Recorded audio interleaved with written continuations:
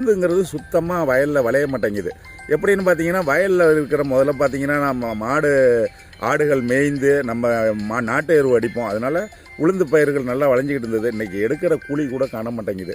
ஆனால் நாங்கள் வரப்பில் தான் உளுந்து போட்டிருக்கோம். அந்த நீங்கள் பார்த்துக்கிட்டு இருக்க பதியை பாருங்கள், வரப்பு உளுந்து தான் எங்களுக்கு ஒரு ஈடு காணுது. ஆனால் பயிர் எடுக்கிற கூலி கூட இல்லை. இதை மத்திய மாநில அரசுகள் ஏதாச்சும் ஒரு நிவாரணங்கிற மாதிரி கொடுத்தா பயிர் உளுந்து ஊக்குவிக்கிறது எங்களுக்கு ஒரு ஏதுவாக இருக்குன்னு தமிழ்நாடு விவசாய சங்கம் சார்பாக கேட்டுக்கிறோம்.